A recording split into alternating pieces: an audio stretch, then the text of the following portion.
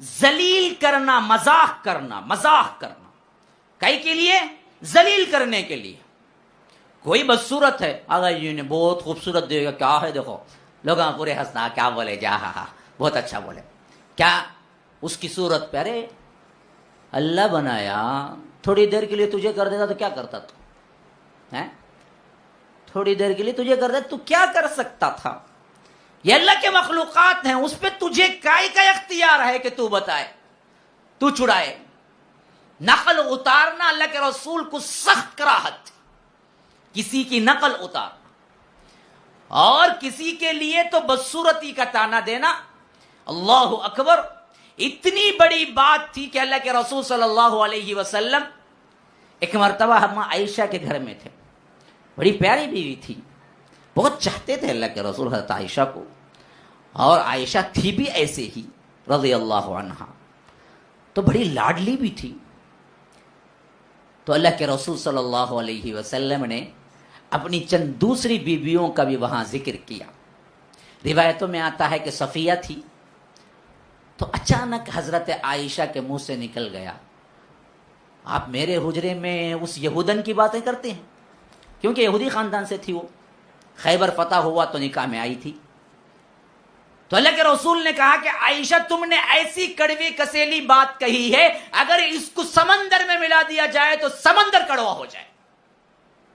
کوئی بات نہیں کہا، اصل وہ یہودن ہی تھی، یہودی گھرانے سے آئی تھی، لیکن وہاں ذرا طنز تھا ملا ہوا، ذرا وہاں حقارت تھی کہنے میں. وہ یہودی، حالانکہ وہ مسلمان ہو چکی تھی، لیکن صرف اتنا کہنے پہ اما عائشہ کو اللہ کے رسول صلی اللہ علیہ وسلم نے کہا کہ اگر یہ اتنا کڑوا کسیلا تم نے کہا ہے یہ لفظ، اگر سمندر میں ملا دیا جائے تو پورا سمندر کھارا جو تھا نا وہ کڑوا ہو جائے گا.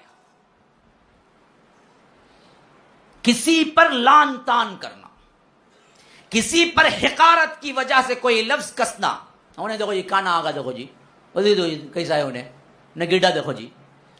ہم تو معمولی سمجھتے ہیں، معمولی بالکل، اور انہیں آنے سے پہلے کہہ کے ہنس لیتے ہیں. انہیں قریب آ دو، کیا بھائی کیسے ہیں، اچھے ہیں گی، ہاں سب جنے ہنستے ہیں. اب پیچھے آپ بولا آپ کیسا ملتا دیکھو انہیں، وہ بھی بہت بڑی کیا ہے اس کا فنکاری کہتے ہیں انہیں، اپنا ایک فن سمجھ جاتا ہے یہ کر کو.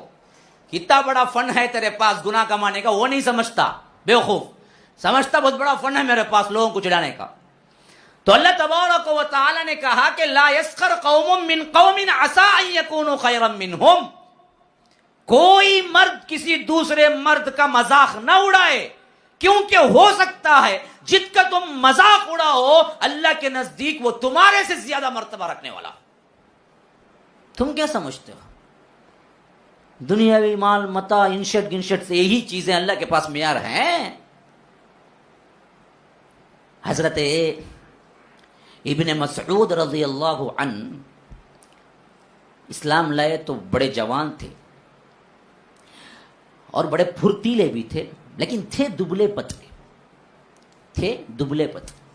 اور خاص کر جو پنڈلیاں تھیں نا، نیچے کی پنڈلیاں، وہ اتنی باریک باریک ہڈیاں سے لگتی تھی گویا کہ کیا ہے، مونگے کی پھلی ہے، بہت ہی پتلی پتلی تھی. اب ایک مرتبہ اللہ کے رسول ایک باغ میں بیٹھے ہوئے تھے، تو ان کو شدید خواہش آئی کہ میں اپنے ہاتھ سے کھجور کے خوشے توڑ کے اللہ کے رسول کے پاس پیش کروں. تو انہوں نے کیا کیا کہ وہ پتلی پتلی پنڈلیوں سے جھاڑ کے اوپر چڑھنا شروع کر دیا. اب جھاڑ کے اوپر سب سے اوپر پہنچ کے وہ خوشہ توڑنے لگے تو ایک صحابی نیچے سے دیکھ رہے تھے. انہوں نے حقارت سے نہیں، وہ اچانک دیکھے چھوٹی چھوٹی پنڈلیاں باریک سی، تو بے ساختہ ہنس دیے. حقارت بھی نہیں تھی اس وقت ان کی، ان کو دیکھتے ہی ہنسی آ گئی کہ اتنی چھوٹی پنڈلیاں والا. تو اللہ کے رسول نے پوچھا کہ ابھی کون ہنسا ہے؟ تو صحابی ڈر گئے، کہا کہ رسول اللہ میں نے کوئی خطا نہیں کی، حقارت سے نہیں کی، ایسے ہی بے ساختہ ہنسی آ گئی دیکھ. اللہ کے رسول نے کہا تم کیا سمجھتے ہو ابن مسعود کی پنڈلیوں کے بارے میں؟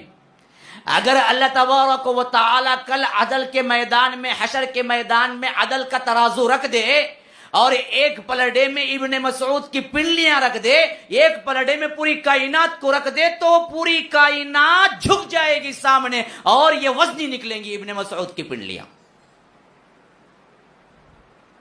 یہ اللہ کے پاس ان کا درجہ ہے. تم کیا سمجھتے ہو؟ تو اللہ تعالیٰ یہی کہہ رہا ہے تم جو مذاق اڑاتے ہو خاص کر کسی کا، ہو سکتا ہے اللہ کے ان کا مرتبہ بہت بلند ہو جس کا تم مذاق اڑا رہے.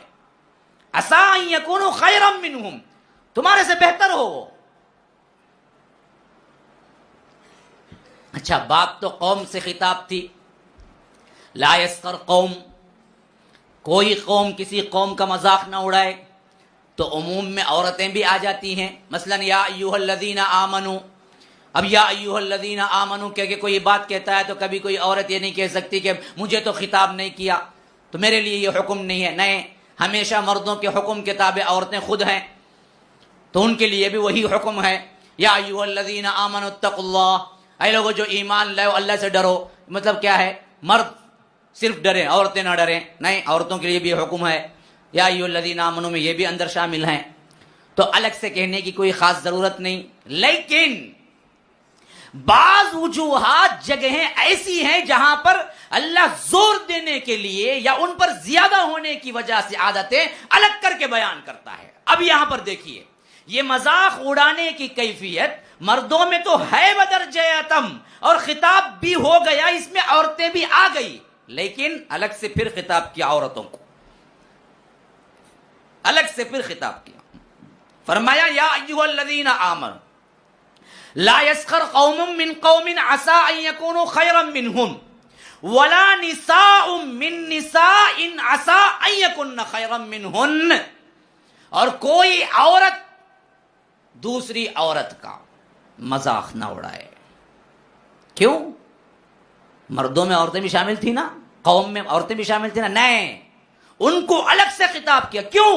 ان کے پاس زیادہ برائی ہے اور اہمیت اچھی طرح جان لیں. جیسے پردے میں آیا ہے قل للمؤمنین یغضوا من ابصارہم ویحفظوا فروجہم، مومنوں سے کہہ دو اللہ کے رسول آنکھیں نیچی رکھو، شرمگاہوں کی حفاظت کرو.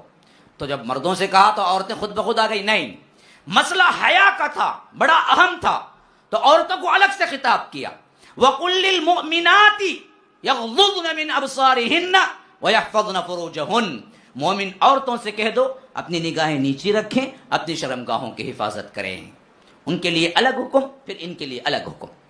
ایسا یہ مسئلہ یہاں پر بھی تھا، سخت معاملہ تھا، مذاق نہ اڑانا تھا.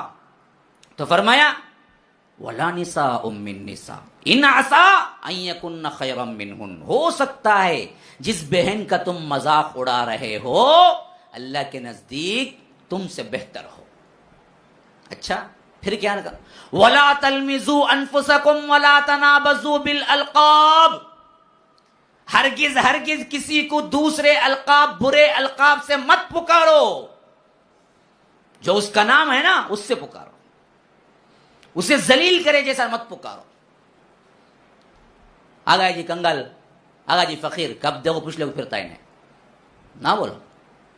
آگا جی کالا نہیں بولو. یہ گرو کیسا رہے نہ بولو. وَلَا تَنَابَزُوا بِالْأَلْقَابِ، برے القاب کا استعمال نہ کرو. بئس الاسم الفسوق بعد الایمان، یہ بڑا گناہ کا کام ہے. ایمان لانے کے بعد ایسے گناہوں کا کام کرنا بہت برا ہے. وَمَن لَّمْ يَتُبْ فَأُولَٰئِكَ هُمُ الظَّالِمُونَ، یہ کر کے